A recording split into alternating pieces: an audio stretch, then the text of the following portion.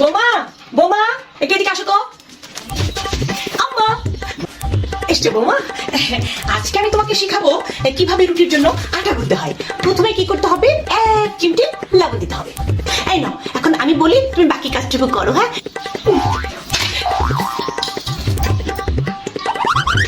আরে বৌমা, এই 1 চিমটি লবণ তো আমি দিয়েছি, তুমি পানি দাও, পানি পানি।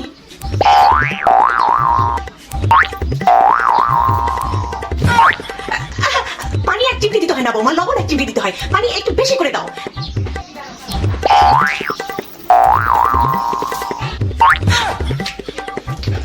আরে বৌমা, একটু ঢেলে দাও, একটু ঢেলে দাও বৌমা, একটু ঢেলে দাও।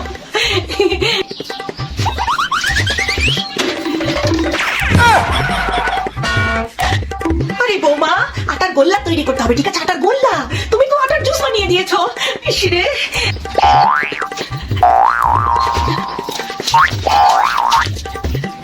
কোন জিনিসই তুমি ঠিক মতো বানাতে পারো না। আচ্ছা, কোন জিনিসটা একটু ঠিক মতো ঢং ঢং করে বানাতে পারো আমাকে একটু বলো তো বৌমা। আমি অনেক কিছু বানাতে পারি আম্মা, আমিও পারি। হ্যাঁ, অনেক কিছু বানাতে পারো। কি বানাতে পারো বৌমা? একটু শুনি তো, কি বানাতে পারে আমার বৌমা? আমি আমি টিকটক ভিডিও বানাতে পারি। তারপরে হচ্ছে ফেসবুকে আমি রিল বানাতে পারি, আর ইউটিউবে আমি হিট হিট শর্টস বানাতে পারি আম্মা।